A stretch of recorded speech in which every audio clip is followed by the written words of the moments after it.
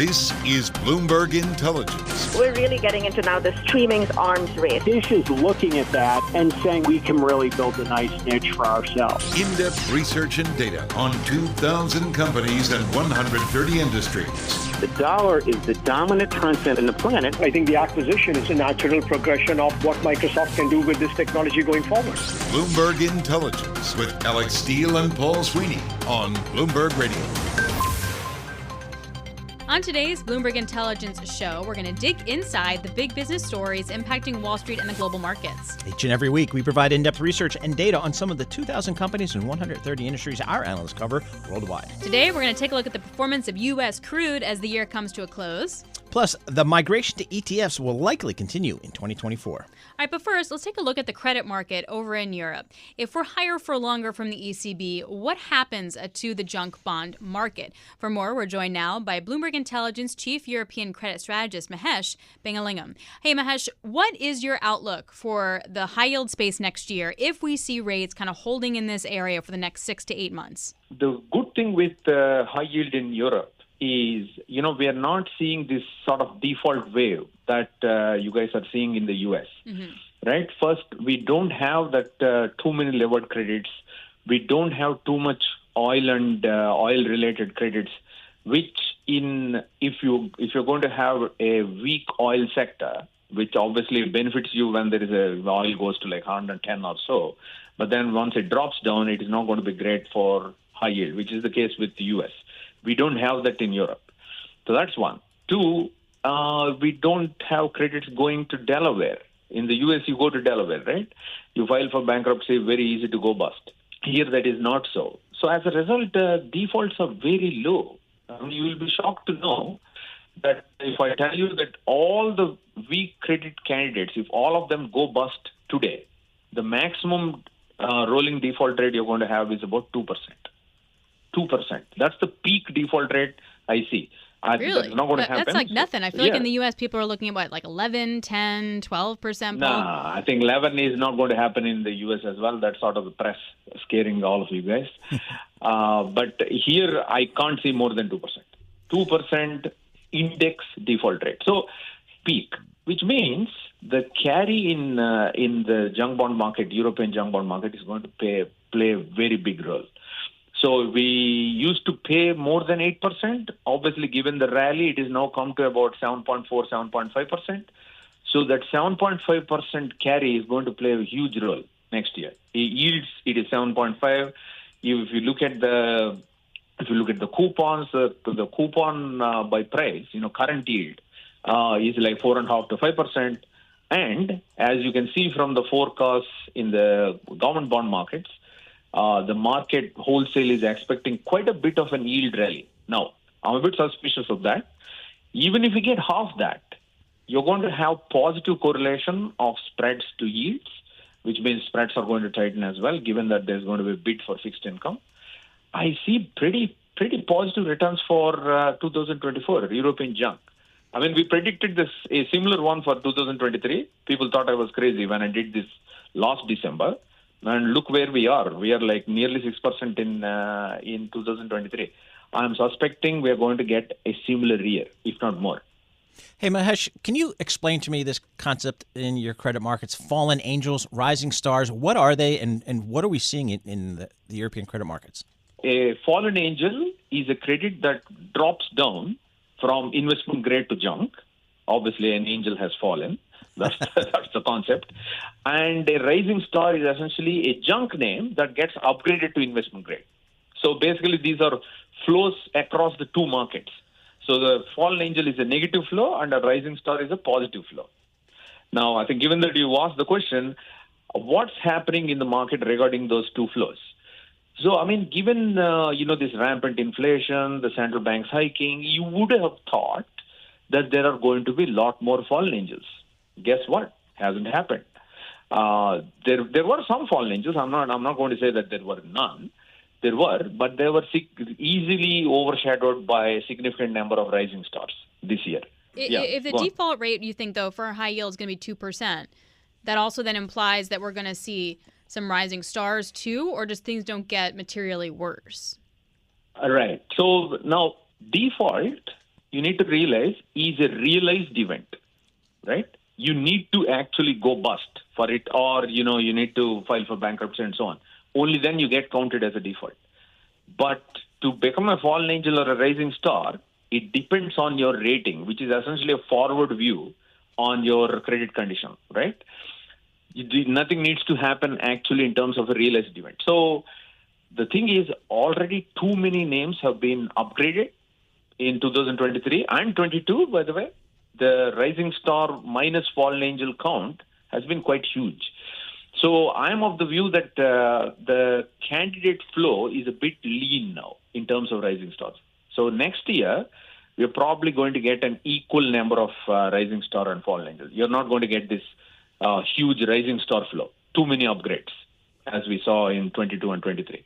Hey, Mahesh, just real quick, what's the kind of the best sector that you're looking at in 2024? So we did publish on, the investment grade fundamentals and which sectors look widest given their credit metrics. And the widest sectors right now are energy and natural gas, peculiarly. I think because of the oil weakness, right? And commodity weakness.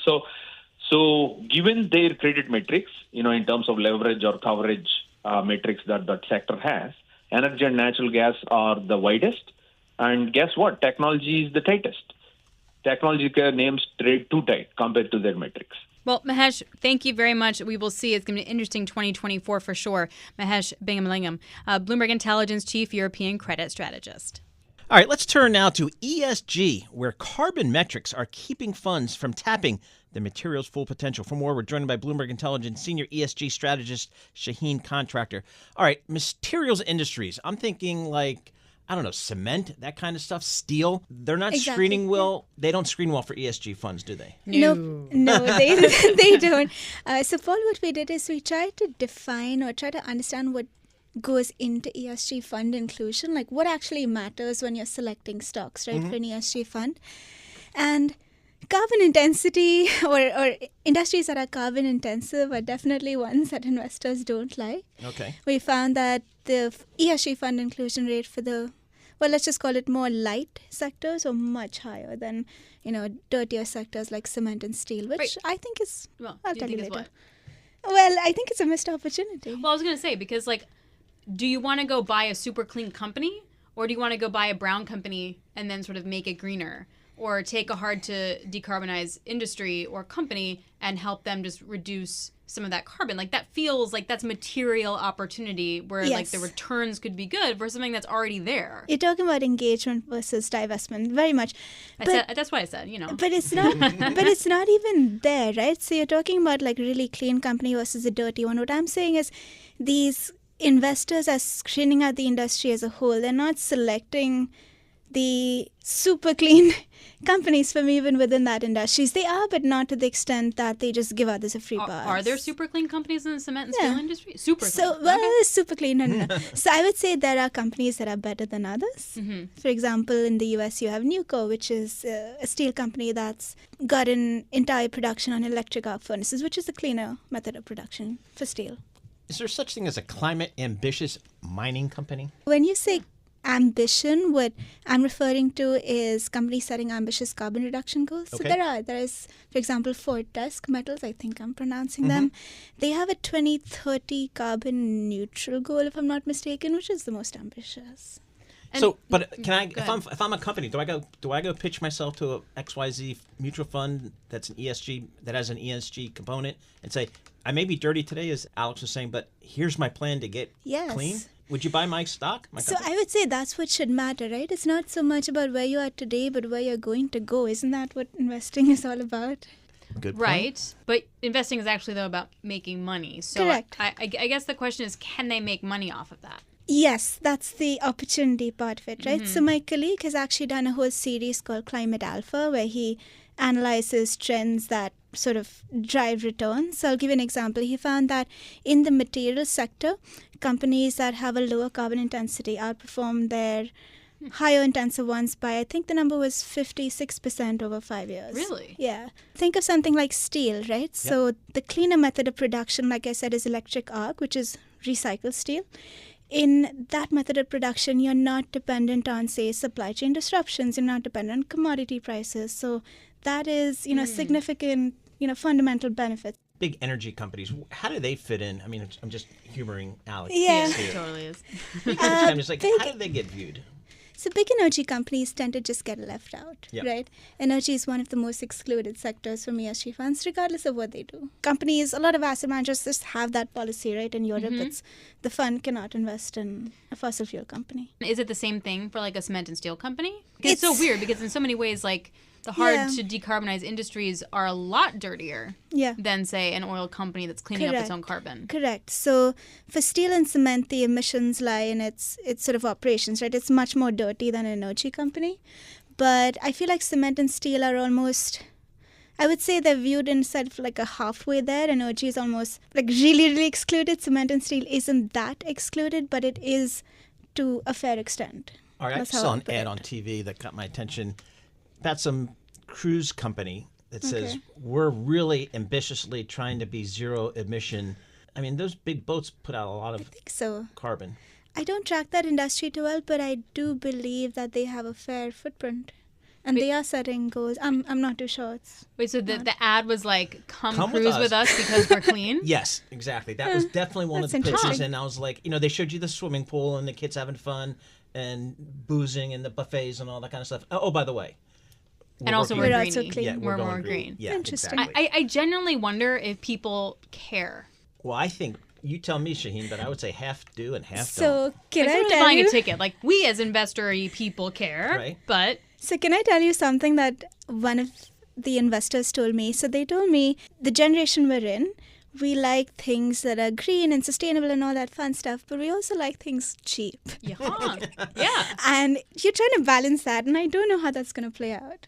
Yeah, you have to wonder, like, can't you usually buy an offset when you buy an airfare? And, exactly. How often does that actually wind up getting clicked on that? Anyway, Shaheen, thanks a lot. Shaheen Contractor, Bloomberg Intelligence Senior ESG Strategist. All right, coming up on the program, we'll talk ETFs and how they're emerging as the dominant investment vehicle of the 21st century. You are listening to Bloomberg Intelligence on Bloomberg Radio, providing in-depth research and data on 2,000 companies and 130 industries. You can access Bloomberg Intelligence through BI Go on the terminal. I'm Alix Steele. And I'm Paul Sweeney, and this is Bloomberg.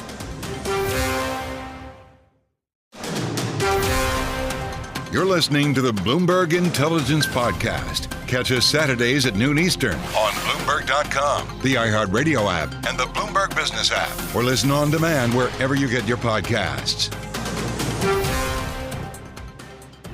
ETFs are set to emerge as the dominant investment vehicle of the 21st century as more large asset managers shift to attract investors. For more, we're joined by Bloomberg Intelligence Senior ETF Analyst Eric Balchunas. Eric, this is a wave like I don't think I've seen in my 30-plus years on Wall Street. The growth of the ETF space, the funds that are flowing into ETFs, the traditional mutual funds, which were my bread and butter back in the day, they're transitioning and reclassifying, I guess, as ETFs. Just give us a sense of where the ETF space is today, how we got here, and how you think it's going to go. Yeah, I mean, I would equate ETFs to a technology. I frequently compare them to the MP3. You have something here that just makes music cheaper, more accessible. ETFs tend to be low cost. I give Vanguard credit. A lot of ETFs were based off of Vanguard index funds when they priced themselves. So they all tend to be cheap. They're easy to get, trade throughout the day. They're tax efficient. They have 3 or 4 evolutionary steps beyond the mutual fund. So people are voting with their feet now for 20-odd years. What's happening now, what our note is really about, our outlook is you've got all these organic flows going to ETFs. Okay, we get this. Advisors love them. So a lot of legacy asset managers were hesitant to move out of the mutual fund because you make a lot of money in those. But the flows are too compelling. So what they're doing now is instead of launching like just a clone of their mutual fund and just hoping that new fund can, get some assets, which it's harder and harder to do, they're going to lift up their whole client base and basically move them over to the ETF, either by just converting it from a mutual fund to an ETF or by offering a share class, which should be a way to get to the defined contribution plans, which are about $9 trillion in mutual fund assets. So over the next 10 years, we're going to see a lot of the normal flows, right? People choosing an ETF when they go to buy something. But we're also going to see the actual mutual fund owners, the issuers of those companies, move their clients over. They got to do this because they want to save these clients. It's getting more and more each year that they're at risk of losing the clients altogether. Mm-hmm. So in order to save them, they've got to put them in the format they want.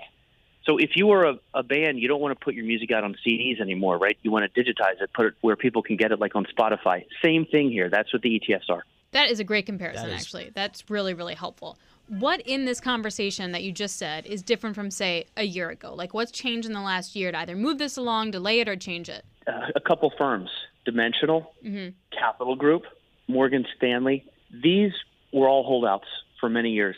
As much as the flows were out, they were like, we're sticking to our mutual funds. All of these firms coming in was a big game changer. And DFA in particular, they're a huge company, and they did conversions. They're also now going to do share classes, which is going to allow people to buy the ETF in a retirement plan if they want, and move money over tax-free into the ETF class. That is huge because DFA, Capital Group, Morgan Stanley, while Vanguard and BlackRock are leaders in the passive world, Capital Group, DFA are leaders in the active world. And Fidelity is right there with them. That's another one. Fidelity, we expect big things next year out of them as well. So we think that our big theme, the name of it is the many roads to ETF. It used to be you had to launch a clone. Now these other ways have opened up, and the leaders of the industry have done it. So when you see a DFA do a conversion, you're like, maybe we should too. Or if you see a Fidelity file for a share class of one of their mutual funds to be an ETF, they're like, maybe we should look into that too. And so these leaders are going to have followers, and also the leaders have a ton of money. So that's what's different, is the last holdouts were some of the biggest active shops on planet Earth. And now they're finally looking at all these ways to come over. And what's interesting is conversions, classes, or clones, they all make sense for different scenarios, but they cover everything. So now there's many ways to move your client, yourself, or get into the ETF market. The choice is now also good and new.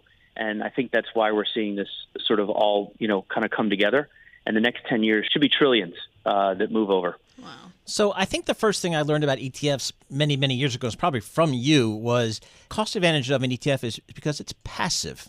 It matches an index. I don't have to pay analysts and fund managers and, all that kind of stuff. But then you introduce this thing called an active ETF. I'm like, what is that? That just upset everything I knew here. So does an active ETF still have cost advantages over a mutual fund? Yes. ETFs externalize costs way better. When you trade it, the trading costs are on you. In a mutual fund, when the manager trades, the investors bear that, right? In a way, I think ETFs do a good job of externalizing costs and taxes. It's really on you and your behavior. That's one. And the other thing is, when you think about active ETFs, they've also been Vanguard affected a little bit. Like the average price of an active fund is down a lot. Like from the 90s, you would charge 1% and largely own the S&P plus a few tweaks.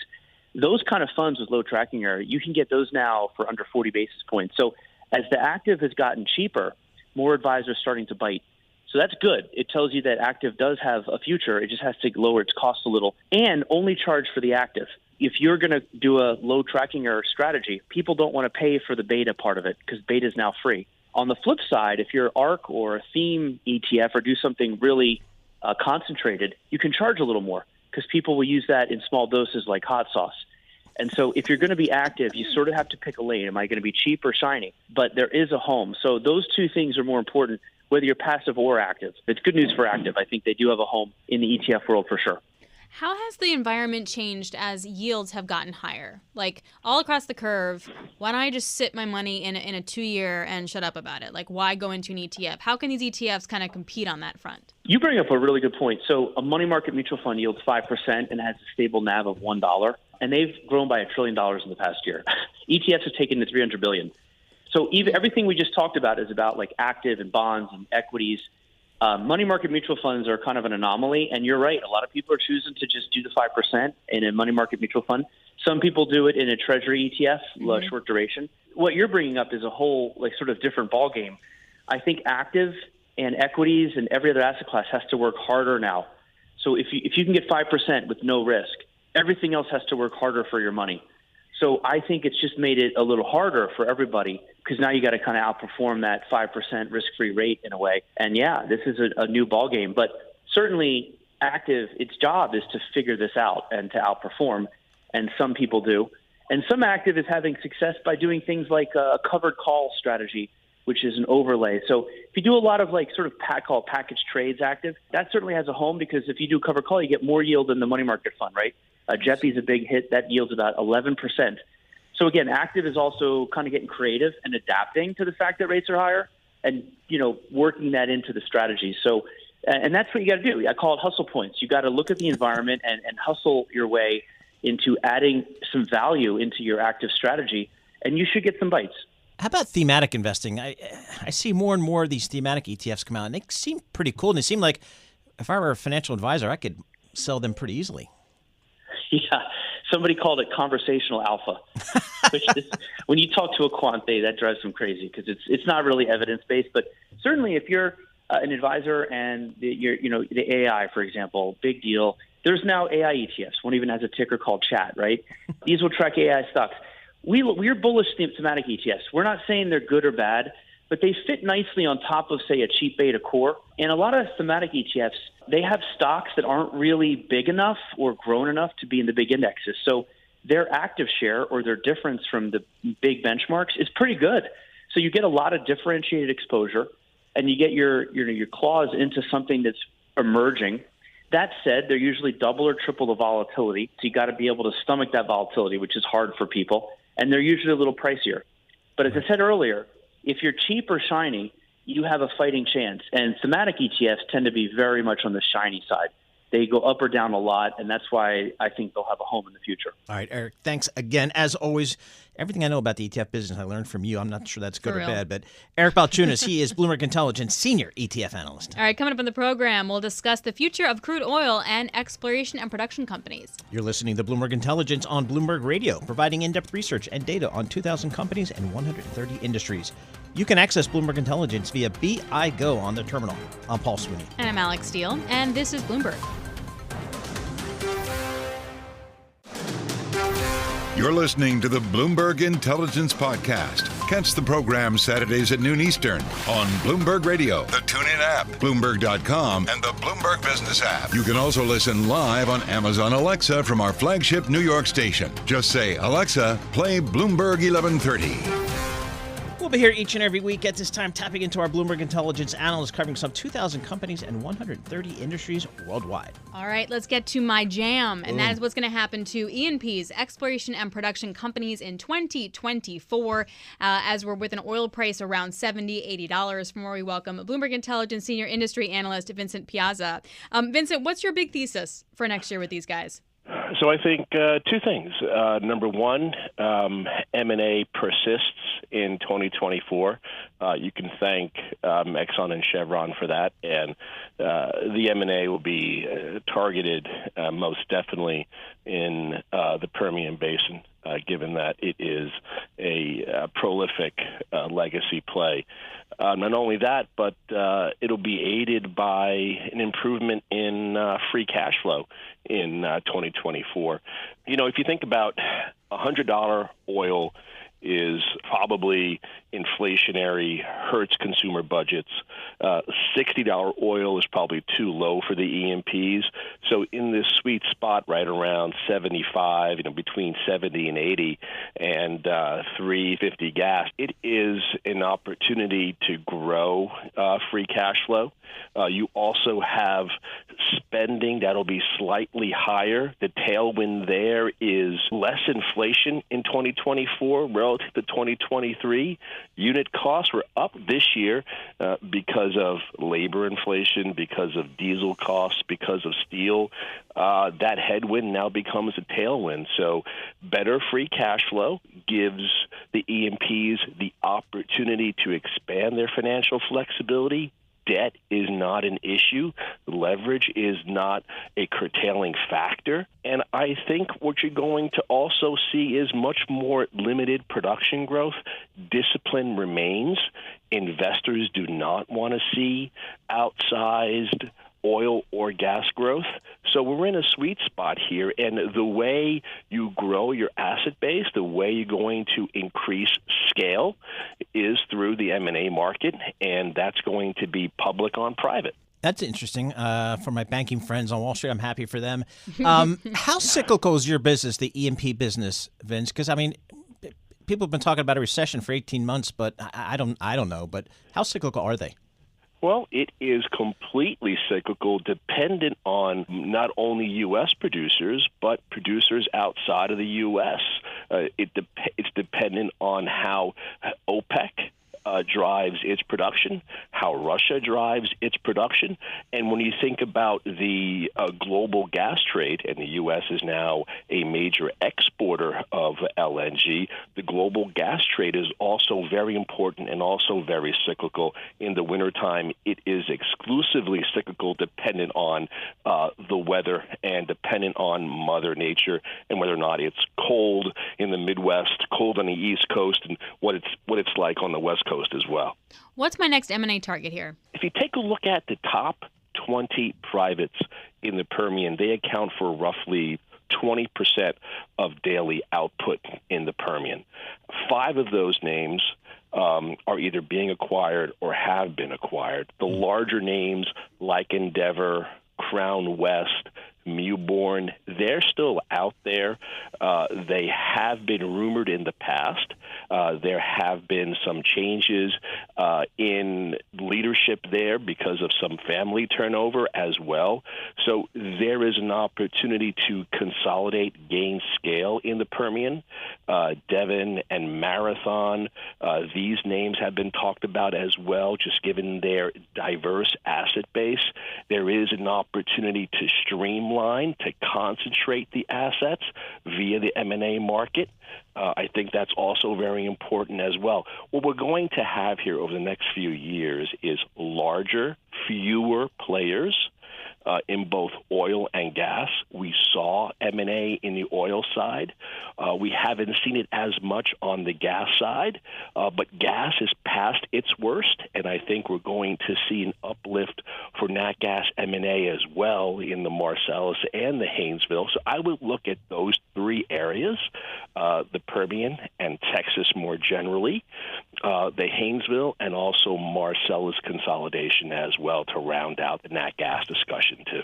Hey, Vince, one of my bucket items is to go out on those big oil rigs in the middle of like the Gulf of Mexico or North Atlantic. I thought that would be cool. I mean, is it still profitable for these big energy companies to go out there and drill deep into the ocean? They still do that, or is it all shale now? A large portion of the capital has been directed toward on-land, onshore shale development. We're less dependent on offshore oil and gas. It is a legacy area for companies, but what you want to see, what you want to have is the transparency and the exploitation of onshore, where you get your capital back much faster. It's a shorter cycle play relative to the longer cycle deep water projects. Vince, are you of the mindset that we're going to see a super cycle to exactly the point that you said, like more money diverted to onshore than offshore? Onshore, is going to peak out. You get the oil early up front, but if you don't keep the same rate drilling or do more with fracking, then all of a sudden you kind of top out and then production rates fall. Are we getting a super cycle action happening? I don't buy into the super cycle because I don't see where we get that multi-year demand. We had it with China, but So it's a demand thing for you, not a supply thing? I definitely do think it is a demand thing because I think supply is much more controlled at this point. So who's going to be your marginal buyer of the hydrocarbon? With the free cash flow, historically, they just put it back into the ground. But I guess over the last 4 or 5 years, reading your research and talking to you, they've really gotten the message, these companies, and gotten disciplined and returning cash to shareholders. Is that kind of the new way to do business in the energy space? That's a great question. I tend to think of these names as more mature businesses. You had the first piece of the cycle where growth by any means, reserve growth, production growth to prove up the resource was more important. Now we have this maturation phase. We know where the hydrocarbon is, and now the investors want to see a return on that investment, the return of that capital. I'm not a big believer in share buybacks, but I am a big believer in reducing your leverage to gain financial flexibility, steadily increasing dividends as a form of shareholder engagement. More importantly, though, if you can leverage a equity premium valuation to consolidate underperforming or discounted players to gain that scale, I think that is a solid way to grow a portfolio without investing a great deal in a new area or a new play. Do investors like the M&A that we've seen? We have seen CapEx budgets start to increase a touch. Do investors like that? And do they like the M&A? I think investors like productivity and efficiency. If you tell me you're going to grow, you're going to raise spending X percent, but my production is going to go up X plus, and my free cash flow is going to increase as well, I'm going to see some of that excess capital in the form of a base dividend increase and a supplemental dividend. I'm much more favorable toward that framework than any other framework that we saw in the past. All right, Vincent, thank you so much. Vincent Piazza, Bloomberg Intelligence Senior Industry Analyst. Though luxury goods could drive robust earnings, 2023 has been a tale of two halves, with an abrupt second-half slowdown forcing some earning downgrades into 2024. Joining us now to discuss, Bloomberg Intelligence Senior Industry Analyst Deborah Aitken. Deborah, let's just go back to the beginning of the year. First half was killer for luxury stocks because everyone thought China's reopening, and then that's going to be this enormous catalyst. What happened after that? So into the first half of the year, we still had a very robust US market. We still had tourism boosting Europe as well as domestic, decent numbers in Japan. And we did see China reopening from January and travelling more so from March, but it was mostly to Hong Kong, Macau, Japan, Hainan and other parts of Asia.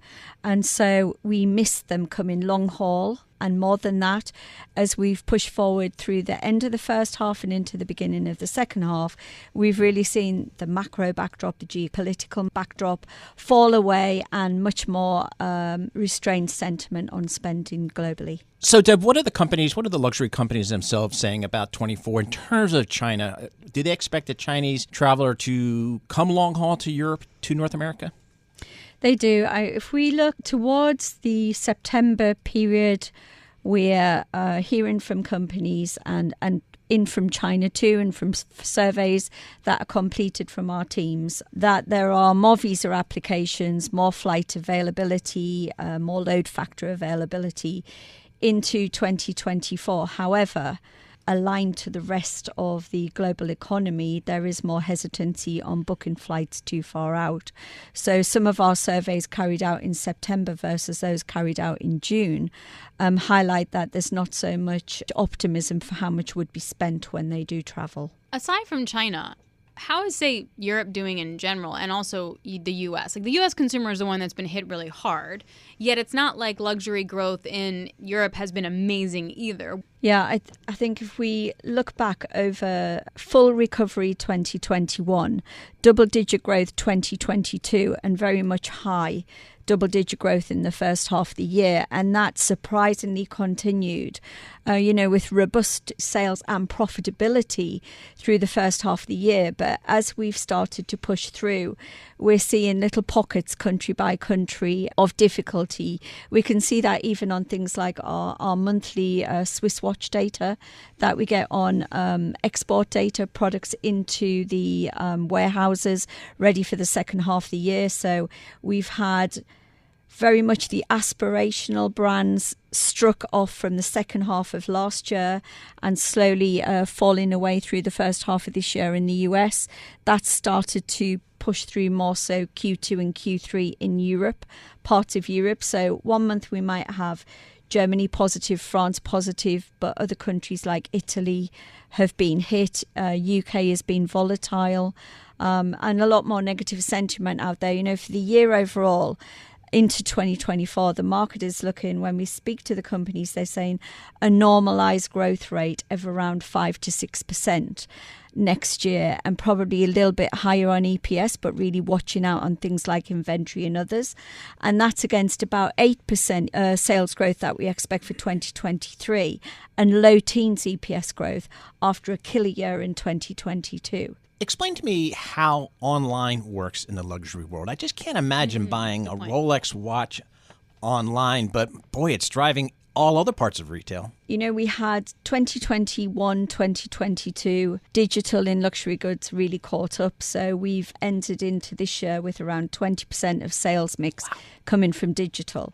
And whereas that was growing plus 20% in 2022, it's still ahead of the sector overall in terms of format, with double-digit growth in 2023. And that's even though many consumers went back to stores to have that feel-good factor, that experiential factor, and really look and compare and contrast what was available. What digital does do is it gives a real good price comparison, and not just from your product in your domestic country, but across Europe, globally, for what's available, and many, many more sites on board. So what does it do and where does it go? We still see it as a key driver into 2024 and beyond. We have a deal with Farfetch and YNAB due next year. More and more companies are putting much more investment into digital, as well as shoring up new stores and renovating stores for that experience and really creating that omni-channel experience. But it comes at a cost. And so when we look at 22 to 23 and where profitability is going, and probably into 24, 25, that's why we see that EPS aligned to sales growth. Paul, would you buy a secondhand Rolex watch online? No. Okay, just gut checking here. All right. Hey, Deborah, thanks a lot. We appreciate it. Deborah Aitken, Bloomberg Intelligence Senior Industry Analyst. That's this week's edition of Bloomberg Intelligence on Bloomberg Radio, providing in-depth research and data on 2,000 companies and 130 industries. And remember, you can access Bloomberg Intelligence through BI Go on the terminal. I'm Alix Steele. And I'm Paul Sweeney. Stay with us. Today's top stories and global business headlines are coming up right now.